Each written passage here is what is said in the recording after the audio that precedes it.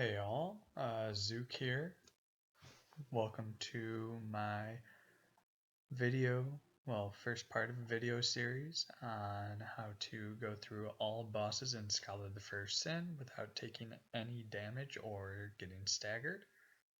Now, just to preface this, I'm pretty far from being an expert in terms of actual gameplay, so you're going to see skill hits throughout the videos. I'm not good enough to do this, but hopefully by watching these videos you'll get some ideas on how you can get through the areas in the game safely if you're trying to do something like this. So as we start up here, you're going to see me choose the Bandit class and a Bonfire aesthetic for my starting gift. I know the aesthetic's going to be pretty standard, but the Bandit class might be a little bit different than anything that you're used to. Typically, most challenge runners tend to do the Explorer class because it has high agility due to high adaptability and attunement stats. But instead of doing the Explorer, we are going to do the Bandit, specifically because we want access to the short bow and being able to use that not only just because it's something that's in your starting inventory, but also because you have the stats, you have the dexterity to be able to use that without having to beat bosses to farm souls to level up before being able to use the bow. So we go ahead and do the Bandit, grab this soul and torch, and then we're going to go to Majula. We grab that soul, and we're going to grab a couple of other souls just because, especially in the early game here, you're going to see that every soul that we get is going to matter, and we basically can't afford to waste most of these souls. So we are going to grab some of these smaller ones.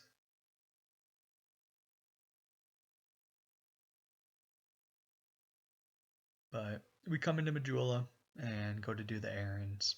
So I always start by going to Malin first, just because I figure since we're going to forest, I'm going to end up at the bonfire as opposed to starting at the bonfire and trying to end up by the Dragon Rider. But I'll do 2 R2s, wait for stamina, 2 R2s, wait for stamina,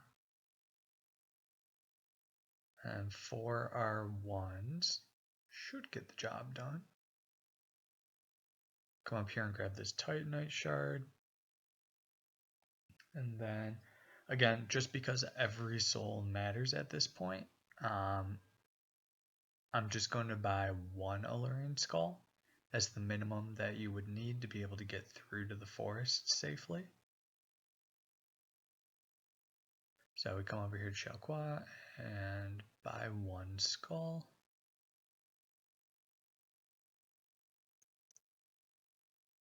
And then come over here for the Homeward Bones.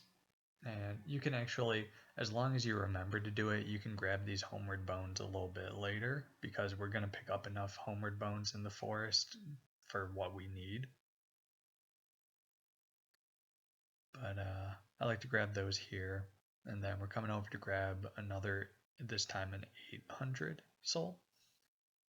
And one thing that you'll notice, I did two-hand the offhand weapon. That just, if you haven't done it before, it makes going through fog gates and some other animations a little bit quicker, just because you don't have to do the, like, I think 2 or 3 frames of putting your weapon away from your right hand before going through a fog gate or opening a lever or whatever you're doing. But grab the bonfire, grab the Estus flask, and now we're at the forest. I'm going to put the Seldora set as the first slots in my inventory. So I do that by double sorting by default position. And then equip the bones, equip the skull. And actually, I messed up here just a little bit. I should have equipped all 4 pieces of the Seldora set along with sorting them. Because it keeps you under 25% equip load. And sorry, there's this Homeward Bone that I pick up here. But as I was saying, with the Seldora set, because you don't have any rings at this point in the game, you actually can have under 25% equip load still wearing the full Seldora set. So that's just another way that you can get a couple hundred extra souls, which equates to several arrows, which I mean will make your job a little bit easier in a few of these early parts. But as we come up here, not going to use the skull to get through the fog gate. As long as you jump at the edge of the roots and then roll out of the fog gate, they shouldn't get you. Now they can come behind you, so as long as you kind of run, touch the wall, and then cut backwards and then go down the hallway, the jumping guy should miss you. Roll through the boxes. As you saw, that one infantry guy did swipe at me after I rolled through the boxes before I threw the skull. That will happen sometimes, like 5% of the time. After throwing the skull and coming up here, we kill this guy so that we can get the 5 witching urns. The witching urns are going to be crazy useful when we kill the Haid Knights. When we go to the Dragon Slayer, I should say, killing those Haid Knights, we want those witching urns. So that's how you do it pretty safely with only the one alluring skull. And then we talk to Melentia, buy 4 fire bombs, and then come up here to get the crystal lizard. The lizard's going to take 2 R2s to hit it, so I get 1 before it starts moving and 1 when it's stuck on the crates. If you miss the 1 swipe before it starts moving, notice that if you do 3 R2s in a row, and notice that this is all one-handing the hand axe. But if you do 3 R2s in a row, then the second swipe is going to go over the lizard. So just make sure it's one-hand the hand axe when you're doing the lizard, and then try to stagger those R2s so that you don't miss it. All these soldiers down here should just take 2 R2s, so I'm just clearing the way before going through this fog gate. Pretty straightforward. The halberd guy, that second one, the halberds tend to do 3 swipe attacks. Both of their common move sets are 3 swipes. They do have 1 slam attack, so just be careful about that. This guy we are going to shoot down. We have to go this way because if you went up on the pursuer platform, you would take some fall damage. So he can shoot at you as long as you're hugging the wall, you should be safe, and he just takes 3 arrows to kill. So now I break those barricades, throw a firebomb, and I actually threw it like 2 frames too late. You'll notice the firebomb and a barrel explosion kills that turtle. The thing is, you can actually time it if you time it well enough, where the one firebomb throw can not only hit him, but then the explosion from the firebomb also activates the barrel. It's like a nearly frame perfect thing, but it can save you a little bit of hassle if you get it down. Notice I was at the top of the little set of steps. I had knocked down the firebomb thrower, so I was safe. And then I aimed at the top of the arch, a little bit over the top of the arch, and then threw the firebomb, and that gave me the arc to actually hit the firebomb shortcut. Then come back in here, rest to reset the area. And then 3 headshots on this guy. And then I'm just going to bait these 2 soldiers in here. Now the halberd guy, you can pretty easily deal with his attacks just by avoiding them. The spear guy, since you have the lowest agility possible in the game, you aren't really going to want to risk the spear guy when it comes to melee. They have quick attacks, and especially not only do they have quick attacks, but it's just like the hitbox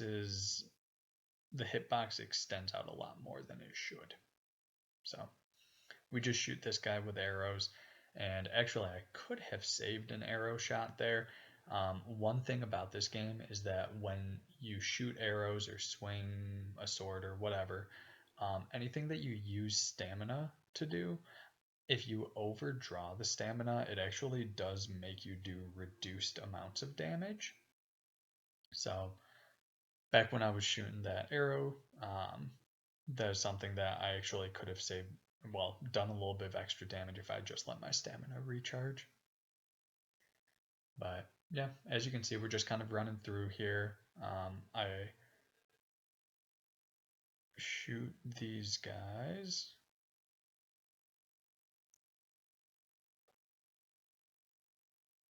Again, the spears, you don't really want to mess with them in melee range. Now, the one caveat to that, and I actually messed this up here, you should aim to have 4 to 5 arrows remaining after dealing with both of the spear guys. And the reason why you want those arrows is this guy in the basement, you don't want to have to deal with the guy in the basement when it comes to melee. Not that his moves are super hard to avoid, but every once in a while, which you actually end up seeing in this video, he'll glitch out and just not attack you. So best to just pepper this guy with some arrows. And at this point, I remember that I'm supposed to have the Seldora set on, so I put that on.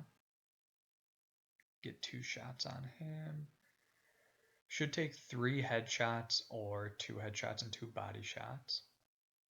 And then you'll notice I just get lucky with this. I didn't end up getting hit, but I probably should have, because at this point I'm just like, screw it, I'm just going to swipe at him, and I just got a lucky prediction. But from here, we'll go into the last giant.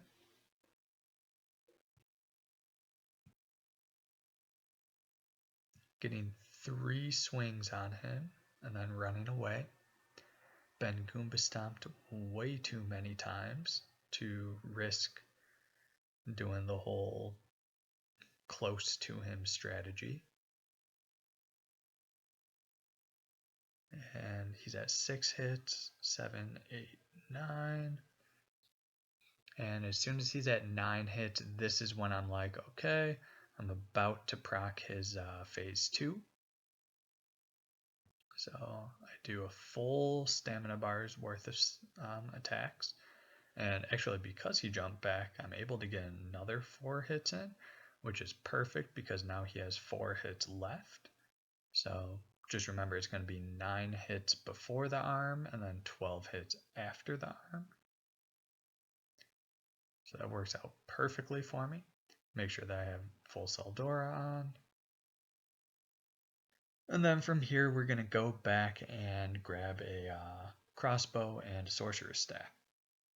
Now, I am not going to do the pursuer right now, specifically because, well, I should say there's 2 reasons for it, honestly.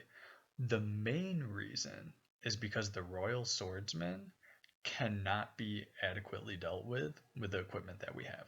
That's, we don't have any arrows at this point, and arrows only do like 1/8 of their health, and you can't get both of the initial royal swordsmen down quickly enough, and you also can't do it with the hand axe, and it's just a mess.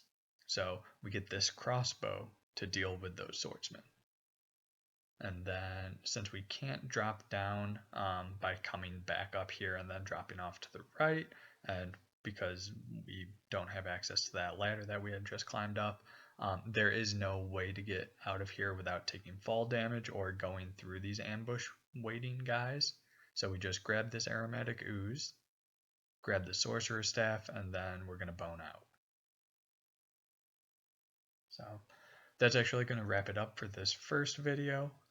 In the next video, what we are going to take a look at, we're going to take a look at leveling up a little bit, and then taking out the pursuer and grabbing some upgrade materials from Bastille. So hope to catch you in the next one. I am out.